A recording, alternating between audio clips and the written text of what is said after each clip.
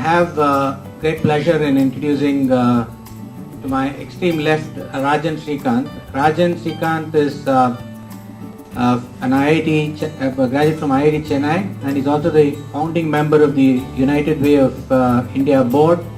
Srikanth holds a PhD from the Stern School of Business, New York University, and he is been associated with the startup community. He's been doing a lot of mentoring work, initial startup, and he's worked with a lot of consulting organizations like KPMG, and has also Bain and Mercer. And he would be a great person in the panel to help organizations the initial phase of their startup business. To my right is Chitra Alai, who is the general manager of SIDBI. She again brings an enormous amount of experience in the debt side, more particularly in the medium, small and enterprises. She has worked in policy and in the deployment area at a number of places in Kolkata, Lucknow, Mumbai and now Chennai. She is the General Manager Credit Advisory and Loan Syndication Vertical based out of Chennai. Now, to my immediate left is Umesh Sachdev. He is the person who's actually raised the funds from both the debt and the equity. He's the co-founder and CEO of Unifor Software Systems. He has actually raised funds from seed, angel, grants, and debt, and for A series, pre-A series funding. So, if there is anyone who's gone through the pleasures and pains of raising funds and having made himself accountable to all of them, it's Umesh. So, I think we have a great lot of experience in the panel here, and my job is primarily to ensure that the mic reaches their hands as quickly as possible. So I will not be spending too much of time in the process, except to request each one of them, starting from Srikanth, to share a couple of views on startup, the need for what are the right things, do's and don'ts in the initial phases. Then the banker's perspective of what they look or don't want to look when somebody approaches them for a funding, and then Umesh will share his thoughts. And thereafter, ideally we would like to throw open the floor, get your queries, because it's easy to talk about our perceptions on funding of startups, easier to answer your specific queries, and I'm sure supplementaries will emerge as soon as questions do come up. And with this, I'll hand it over to Srikanth to give us initial perspectives on the startup point of view, the need for a business plan, and then how to raise the initial seed capital, and then I'll go along the same path that I introduced. Srikanth. Thank you, Venkat. I'm going to try and do what you said, but I probably will start by doing something else before that. By the way, Venkat didn't mention it. I run an outfit called Smart Capital, and at Smart Capital we work with a lot of startups, people such as yourselves, try and help raise funds. And one of my colleagues, Raj Mohan, is here. You may have met him or bumped into him as part of coffee. So anyway, let me try and because I am the first and I have the privilege of speaking first, let me take the time to kind of set the stage in some sense. If you look at the purpose of this panel to look at is to look at fundraising for startups. Right? So if you look at who is successful at raising funds from startups, it is as a startup, it is those that have understood the investor's point of view. Okay? So this is a very important truth. Stay with this for a second, because you have to think like the investor in order for you to be able to figure out who should you approach and who's most likely to give you money. Right?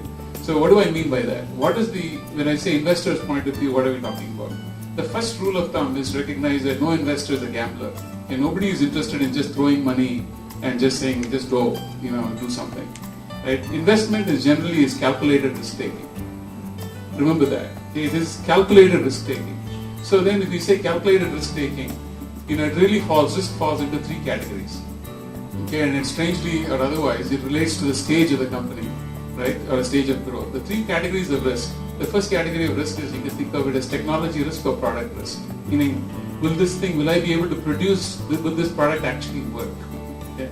That's the first type of risk. Can I produce something that will actually work, will do what it promises? The second is market risk. The market risk is, will people buy this thing, and will they buy it in large numbers, okay, and pay for it? And the third is execution risk. The execution risk is, are the people that are involved in this thing, are they capable of taking it all the way to closure? That's it. As simple as that. These are the three types of risk. Of course, you can get more cute and get it a little bit more sophisticated, and fine-tune each of these buckets. But at the heart of it, it's three categories. This is what the investor is evaluating before they decide whether they will fund you or not. Okay? Technology or product risk, market risk, and execution risk. Now, when you're in the early stages of any company, you have all three risks. All three are question marks. Okay? In very, very early stage, in the seed or idea stage, all three are question marks because you don't necessarily have a product. Sometimes you just walk in with an idea, etc. So the risk is very high on all three dimensions. Now, assuming you have developed a prototype, right, and you can prove that prototype actually does something, then you have addressed to some extent the technology and product risk. So then the next two risks become relevant, which is the market risk. Will somebody buy this? In what volume? How much will they pay? That becomes the next consideration. Right? Now let's assume you have actually started getting some sales. Then that second risk mitigates a little bit. Then only the third risk remains, which is, do you have what it takes to scale the business and grow it? Okay. So the investors actually map to this, the groups of investors and how they look at the world. Okay. So the very earliest stage, when all three of these risks are what you're dealing with, generally it is the riskiest proposition. Right? So the kind of investor that looks at it generally are people that either have no choice because they are friends, family, and fools, as we say, FFF, right? And I think the earlier panel on valuation talked about that with many of you. And that is not to be ignored. It's a very, very important source of that funding for people who will just believe in you, who give you the money even though those three risks are present. They give you money because they have to. They don't have a choice. Friends, family, and fools, right? Then you say, okay, now if let us say you're still in that early stage. What else? What are the other sources of money available to you when all three risks are pretty significant? Right there, we'll have Venkat will talk about it a little bit. You should try and tap into as many sources of funds that are possible, whether particularly in India, governmental agencies and others. There's money waiting to be taken. Okay, small sums of money. Okay, 5 lakhs, 2 lakhs, 10 lakhs, here and there, for specific areas because the government wants to promote something. Okay, those are all given as grants. Okay, and again, Venkat will talk about that. So you should look at those kinds of things. Start with friends, family, fools, then start looking at are there sources of pockets of money that you can tap, okay, like these government grants. Then once you know that and then there's actually the bankers, and I'm sure the bankers will talk about it. They also often are, by government, they are required to give certain sums of money without collateral. So meaning that they take a lot of risk. Of course, even there, the banker will tell you what type of risk they will take and what type they won't take. It's not my place to answer that. So let us say you've exhausted all that. Now you're at the stage where you still have some amount of product or technology risk, you have substantial amounts of market risk, and you have substantial amounts of execution risk. That's when angel investors enter the scene. Okay. So typically, angel investing, this is what it's supposed to be. Angel investors are people that are willing to take some level of product or technology risk. Why is it? Often because they are familiar with that space. Okay. So an angel investor, for example, somebody who is familiar with being in the medical space, may be more willing to invest as an angel investor in a medical device or medical investment because they're familiar with the space, so the product risk for them goes down. Understand what I'm saying? So they say, yeah, you know what, I can help. Even if there's a product risk, I think I can help them navigate their way. So that's one of the reasons why you might find successfully the angel investor for you to approach that work for you is somebody that understands that angel investing space. So anyway, that's just my opening. I just wanted to leave you with those thoughts. I'm happy to come back and talk about specifics of, and by the way, we have raised angel money. We have raised institutional money. So I'm happy to talk about the challenges, what do each of those investors look for. But just keep what I just said in mind, okay, in terms of risk preference, risk profile of each of these investor groups. Thank you, Shrikant. I'll now request Mrs. Chitra Alai to give her thoughts as a banker because she represents SIDBI and one of the larger institutions sponsored by the Government of India, specifically targeted at the MSME sectors. She will give the perspective of what the banker looks, and at the end of the day, we were just discussing out when you're having coffee, that remember the banker is not going to loosen his purse, because he is going to become accountable for the monies that was lent, and probably they'll hold back his retirement benefits too if he took a bad credit decision. So from a creditor person's perspective, and since she's also had been a credit manager and then now from a supervisory role, what is that they look at from a credit proposal when it goes to them for funding? Thank you. Thank you, Shrikant. I think you laid the foundation very clear as to what you would expect from an entity when it comes to raising resources by them.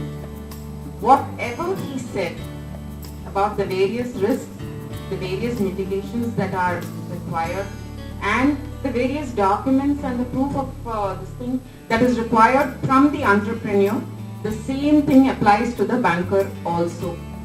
Be it market risk, be it the management risk, be it the financial risk, all risks are assessed even by the banker. But before I talk, I would like to know from this audience, how many of you are already into business? Almost, let's say 50%? 50%? 50 to 60%. How many of you are in a manufacturing setup? And the remaining are all in technology space? So, sort of, right? Service means what? Like, is it hospitals? Is it, okay, how many of you in education? Not many. So what are the other services? E-commerce? Okay. See, how many of you have tried raising resources from banks and found it impossible? Not many.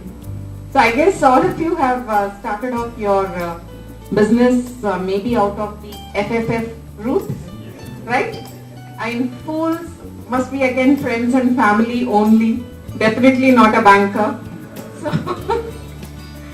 So let's, how many of you want to go to a bank to raise resources? Then what prevents you? Collateral, okay? Correct. See, basically, from a banker's perspective, please understand one thing. There is a manager sitting at the counter. He meets different kind of people coming every day. Unlike an angel funder or a venture financer who handle very limited number of cases the whole year. They mentor, they hold hands, they go through the whole process. It's not the case for a banker. On any given day, there will be 100% coming to the branch manager and they will be keeping on harassing him. And you come and tell a business which he doesn't understand, e-commerce or a platform, software platform, you say, okay, come back later. Aprama pakla, if it is this thing, otherwise you say, no, we won't lend. So the basic thing what we find in entities maybe of your level of operations or scale of operations is lack of information flow. You would all be people who may not have a huge office setup, you may not have a huge asset-backed business, and you would be almost a single man running the entire show. So in this context, if a banker, unlike a venture financer who would come and hold hands and say, I want this, he'll bring an expert, he will say, okay, this is what we want. I would say, get me your PAN card, get me your wealth tax returns, get me, I'll give you one 30 to 35 checklist. That is enough to scare any person from going to a bank. Because you won't understand, businessmen may have some core competence, they may not be 360-degree experts. That is number one. Number two is that in the banking system, definitely we all have priorities to lend to such entities which comes under the priority sector lending group. And we also know that it is difficult for you people to get collaterals because a debt has to be backed by collateral. I do not have a management stake in your company. I am only a lender. I do not interfere in the way you run your business. I do not give you too much of mentoring. Let's accept that. Unless you come and ask me. The only time I'll come and harass you is when you default in my payment. Okay? So when that comes to that level, obviously I would like to be very comfortable as to what I am lending for. All banks can lend from, let's say, 10,000 rupees loan onwards to any levels. It could be even lower. But then there is a cost involved to lending such things. So would you expect, I mean, look at it very, what should I say, business oriented way. By lending 10,000 and lending 10 crores, my work is going to be the same. Whereas the flow of information would be better off in the 10 crore business, even if I lose money, because we have all seen huge businesses collapse. But still there would be an element of comfort, right? So given this perspective, a branch manager would dissuade himself, no more than the client, that I don't want to do this case. So let me find ways and means of just pushing him away. That's going to be the first rule. But you as entrepreneurs should know what is really available for you. Somebody said collateral. Yes, it is a major problem. But then there are guidelines from RBI which says that it is mandatory not to insist on collateral for loans up to 10 lakhs. If you knew this, then you can obviously ask the manager why he is insisting on it. Because there is a mandatory guideline which says you should not insist. So people looking for smaller loans obviously can be covered under this.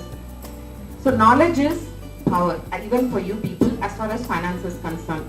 So, that's just one aspect that I touched upon. Plus, there are other subsidies which are available at the state level and at center level. Now, these subsidies typically are for manufacturing setup. They are not meant for, service sector, education and stuff like that. There is a subsidy from the central government for MSME which talks of subsidy for modernization of existing plant and machinery. Then you have leather industry subsidy, you have food processing subsidy, and you have tufts textile subsidy. These are some of the broad subsidies. Plus you have backward subsidy. State, government has their own subsidies, be it interest subsidy, be it capital subsidy. Please go through those websites if possible and understand where you stand. We'll talk about the nitty-gritties later, but I just leave these thoughts with you because I'm sure the question and answers will be more elaborate and we can answer better. Thank you, Mr. Just want to have one small information. How many of the prospective entrepreneurs have actually registered themselves under the MSME Act? This itself is a big indicator because the last time the statistics given out by the government indicated that on an all-India basis there were less than 3 million units that have been registered under the MSME Act. Now, actually, if you're going to start a business in India, and especially whether it's a service, and it has the MSME registration is as much applicable under the for the service sector as much as for the manufacturing and other sectors. If you did not get yourself registered under the MSME Act with the respective state, there is no way in which you will be entitled to even bank funding and the other relevant funding.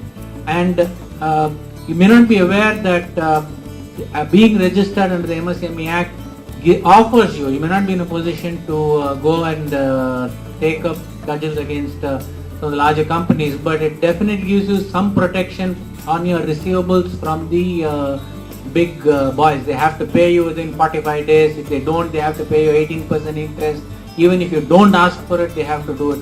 There are so many protective mechanisms that is available to the small industries that is the government is offered. But unfortunately, and believe me, you don't even have to go to a government department to get yourself registered. It's practically online. You just have to register it, then you just post it to them and you get your registration certificate. Now, that was on an aside because there was references to subsidies and other benefits, grants that the government is given. I'll probably now ask Umesh to share his experiences. As I said, he has raised seed capital, he's raised angel, he's had grants, he has pre-A series funding, and practically he's gone across the whole chain. So he will share his thoughts with you. on his experiences, what expectations of the various levels. And thereafter we could start to have specific questions coming in from you, which one of us could be in a position to respond to. Umesh, you. Thanks. So I think the intention of this is to share the key learnings, and we basically learned a lot the hard way. As mentioned, we've raised seed round, which is equity. We've raised grant from a government scheme. We've raised interest-free soft loans from people encouraging young entrepreneurs. We've raised an angel and a pre-series round, which is equity again. So we've gone through a lot of this, and I think the first question to ask yourself as an entrepreneur is what form of funding is really relevant to your business. For example, I saw a few hands in manufacturing. Now, unless there is a lot of technology element and hockey stick growth type manufacturing model that you have, the regular traditional manufacturing is not for venture funding. Let's be clear about it. Even e-commerce, now a lot of the venture funding options have dried out unfortunately for the new e-commerce companies, because there is a lot of investment already in the sector, and people are still waiting for returns, etc. So depending on the type of business, the first question to ask yourself was what type of money is important for you. For example, if you're in the technology space and pre-revenue, don't even think of going to a bank. It's a waste of your and the banker's time. Right? Even later stage, for example, we got registered in MSME when we went to a banker and we realized that it's required. So the banker, basically teaches you a lot of things. But essentially, at the stage of what your business is and the type of business, it's very important to understand. For example, if you're, say, early stage, depending on whichever business, and you're producing products, Government of India has at least 3 or 4 schemes where they can offer grants which can either be converted to soft loans or equity. Right? It does go through committee processes, it's time consuming like any other funding. But then these are the options to explore till you're ready with the 3 risks mitigated that Shrikant mentioned, which is when an equity investor, no matter which stage, would start touching you. But for you to get to that stage, there are enough and more funding options available. We started our life inside an incubator at IIT Madras. There are, dime a dozen incubators today, accelerators, incubators, which have come up to sort of help you in that stage where you're trying to get your feet on the ground, pre-revenue, you're trying to validate the product risk is being mitigated. If you're not in the technology space, if you're not in a space where venture funding has traditionally happened and is unlikely to happen, then the best form of revenue, first of all, is the best form of funding is customer revenue. I think that's imminent. Once that happens, then you can hope to go to a banker and have a few discussions. Right? So that's the first message I thought I'll pass on, that one has to realize where do you stand in the funding spectrum. Not everything is applicable for everybody. That's the first thing. The second thing is, as Shrikant said very rightly, you would successfully close your funding round no matter what you're doing, whether it's a debt or a equity or a grant, when you realize what the investor is looking for in you. There is just no question about it. We hear a lot of stories, and probably because it's in the press a lot of times, that we hear, okay, this investor took a fund and invested in this unknown company and so on and so forth. Let's face it, the Indian ecosystem is not there yet. Those funds are far and few between. They won't happen to you. There's no chance, right? So be sure about it. Unless you're a serial entrepreneur who's made some bucks in your last exit, you will have to go through the rigor of trying to raise money from any investor, especially equity. And so therefore it's important to see what the investor is looking for. The investors, just to reiterate and translate how we saw it, the 3 questions that he was asking, is that what is the kind of team? Is there enough experience in the space that these guys are in? For example, if you're building a rocket, do you have scientists from NASA or not? That's the first question. If not, well, big chance that you won't make it. Second, that do you even have a prototype that people have tested and taken to the moon, or halfway at least? If not, then big chance of failure again. And if you did, then have at least 100 people within it? And can you show that if you price it at $1,000, 1 million people will buy the tickets, right? So is it scalable? Is it going to make a hockey stick, etc.? And the final thing to remember is that the minute you raise any form of equity money, whether it's angel, seed, Series A, whatever, you've basically done what you do in a software license agreement. You've gone to the bottom and said, I agree to something which you have not subconsciously realized, is that you've agreed that you will exit that company in a few years. The minute an equity investor steps in, you have basically bonded with him to say, you and I both will find an exit for this in finite time, right? So you are in that kind of business which is not lifestyle. You will not retire with that company. You will exit from it one way or the other, M&A, IPO, whatever, right? So equity money takes you down that path, and if that's the kind of business you are, very good. But if not, for example, if you're doing holiday packages in Andaman and there's no technology element, maybe, equity money is not good, right? So I think that's the few things to keep in mind. Where do you stand in the spectrum? What are the sources of funding available? We have enough and more help available these days, smart capital, and their peers would tell you what are your options. Bankers would tell you when are you relevant for them or not. And so just be aware of where to go and what not to go. We also had help, but we obviously learned it a lot more harder way, right? We had at least 30 no's to every yes that we got. But that can be, easily reduced these days, and so that's the only advice I have. Thanks, Umesh.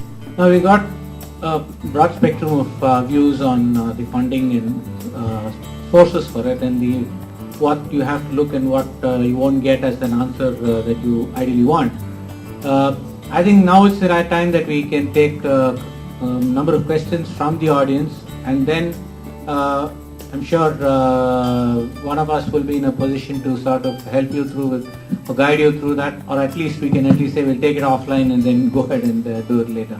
So over to the audience, and then I'm sure if you have specific questions directed to anyone, any particular individual in question, then you can post it to them, else one of us will help you through that. Yeah. Actually, we are trying to hire lorry online. It's mostly a B2B space. But my question is actually to the banker. In my earlier venture, where I was selling ticketing services in a B2B model, in spite of having a successful model for 3 years, and the first year we have not made any money, but the second and third year we made profits. And there was a government scheme which was going in a CGTMSE scheme or something like that. I might have tried with at least some 8 or 10 banks, but I couldn't raise funds. And at the last option, then I raised money from the angel investors. I just want to know why the banks are, in spite having a number on table, why they were behaving like that at that particular time. How many of you, if you understand a project, right? What is CGTMSE? MSC? Let us first understand that. It is an insurance against possible debt default by an entrepreneur. And you are paying a premium for it annually till the existence of the loan. Okay? That being clear, CGTMSE loans cannot be covered. Loans cannot be covered under CGTMSE if there are no underlying primary security. In your business model of B2B, what is the underlying primary security? Forget about the revenues part. Okay? What is the project? It is a computer, maybe a network, right? And how much loan did you want? Around 1 crore. Around 1 crore. So, where is the underlying primary security here? Nothing. That means the entire CGTMSE is a secondary, it's a collateral. It is in lieu of collateral. There has to be a brick and mortar primary security in the business before you can cover under CGTMSE. Okay? So, in your business, that would not be there. There would be absolutely zero primary security. Obviously, such businesses cannot be covered under CGTMSE. This is the reason. No, but if my understanding about the scheme is right, it's actually for IT-enabled services launched by the central government, where the entrepreneur cannot provide collateral. And that's exactly where the scheme is It supposed does to not happen. say IT-enabled services, yes, but it doesn't say cannot provide security. See, you could be working from your own building. You could be having in your own house, which is your property, right? Which could go as a collateral for the loan. That is the main thing. It doesn't specify that all IT-enabled are going to be totally asset-light. Yeah, I think the other issue is that even under the CGT, the coverage is only restricted to 85% of the total loan. So the banker has to pay 15% of it.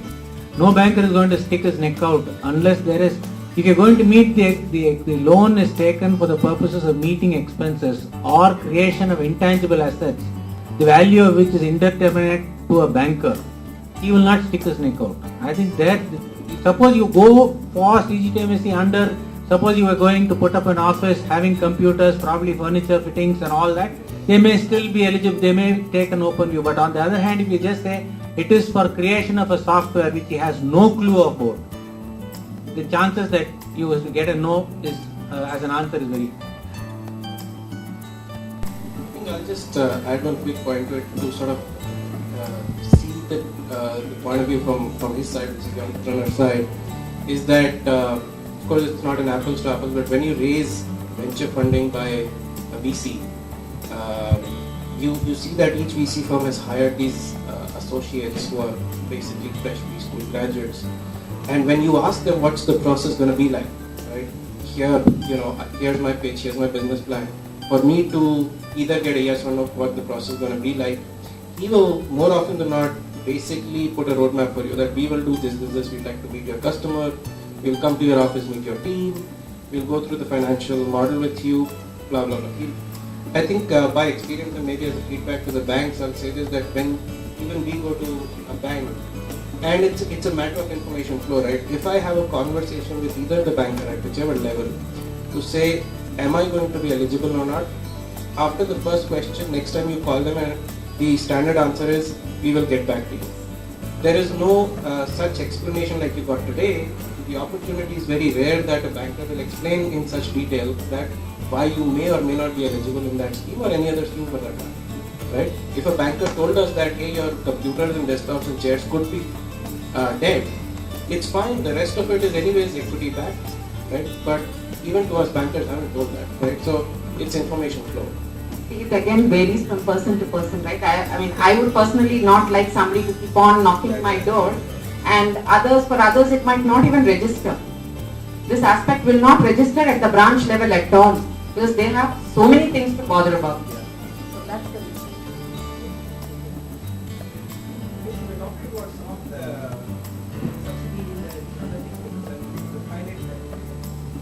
So, some of the ones that we are aware of, some of the ones that we took, if you're, there's something called the Technopreneur Promotion Program by DST, Department of Science and Tech. It's for entrepreneurs in the technical space, innovators in the technical space, but producing hard products with DST can touch and feel, right? So it can't be a software.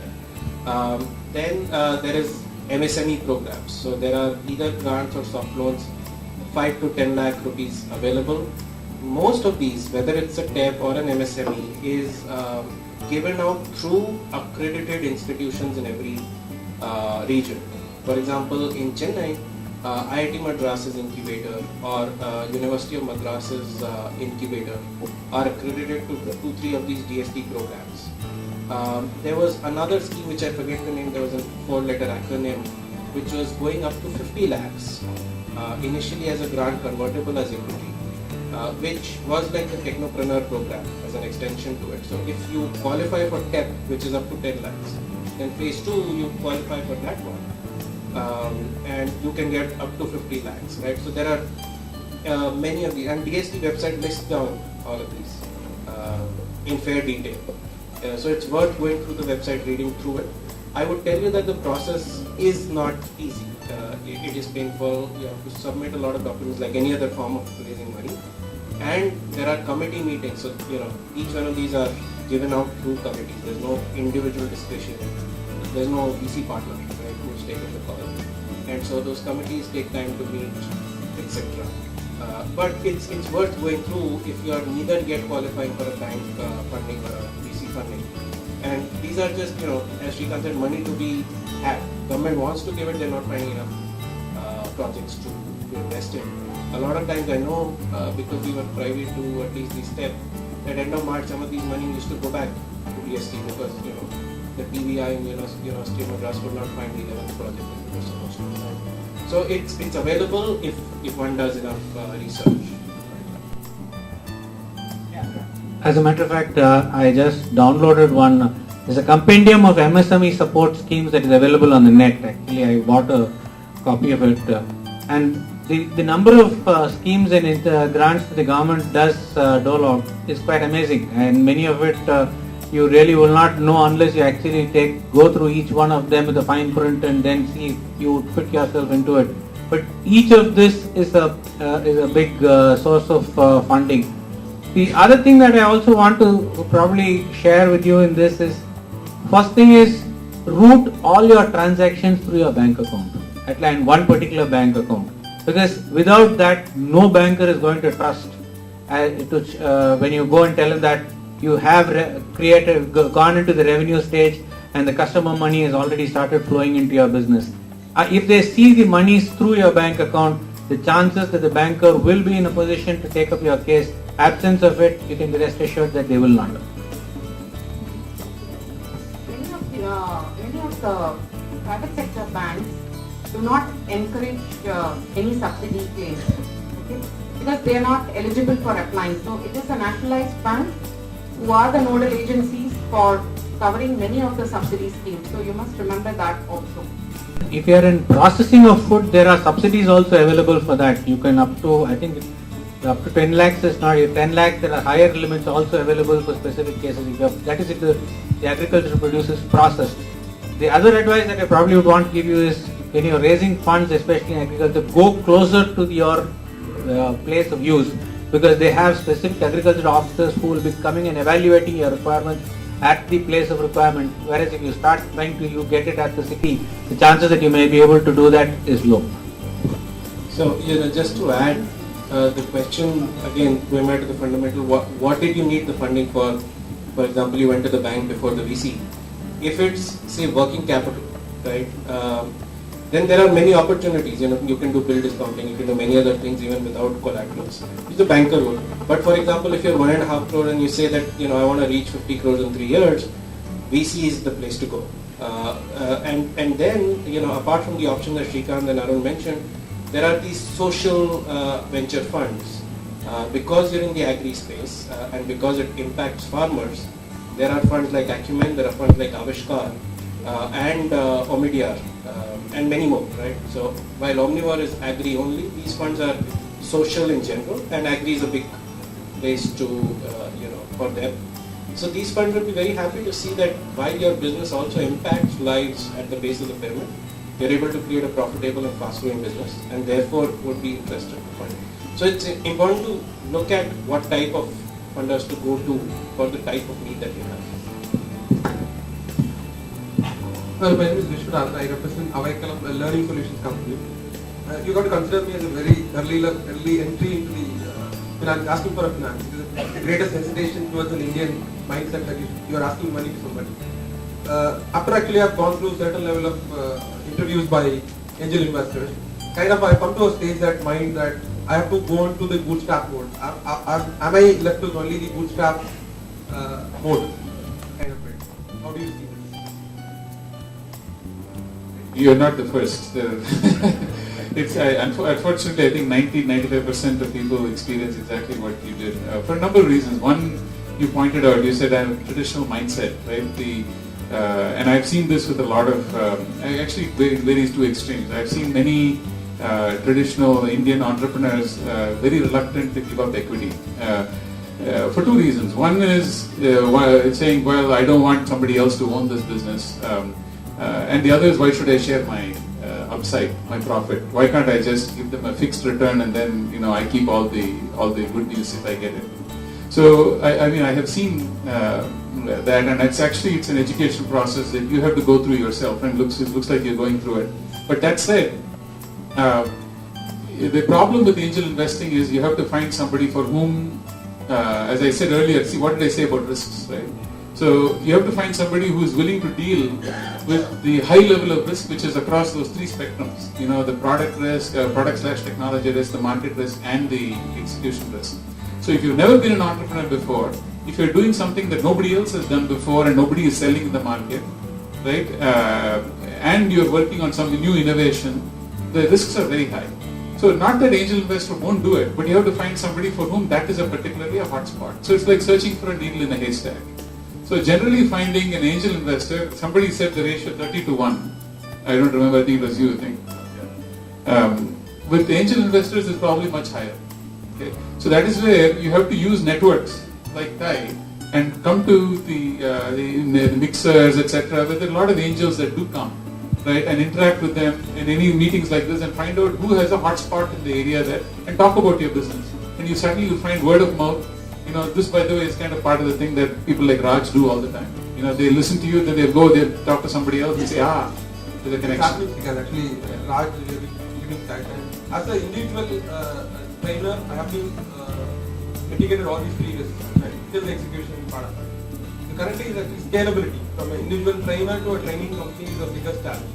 Banker is no choice for me because I have built in the name of our vision in the last 3 years. Now I'm trying to form a company. Right. Prior to that, it's actually a painful process. Right? Yeah. So, and that comes to the other point that Umesh made, which is this is the unfortunate reality is for all that risk, they want a hockey stick return. Okay. So even if you said they are willing to deal with all those risks, but if there is no hockey stick, you can forget about an angel investor unless it's an FFF. Somebody who has to give you money, nobody else. If you are even if you have dealt with all the risk, if there is no hockey stick, an angel will not be interested, generally speaking. Thanks so much. So all your funding problems are closed? Solved? I never knew it was so easy. Anyway, on behalf of all of y'all, I'd like to extend my thanks to Chitra, Rajan and Umesh for having shared their thoughts with you, and to all of y'all to have posed the questions that you thought was bugging you all. Thank you very much for being a patient audience in the afternoon. Thank you.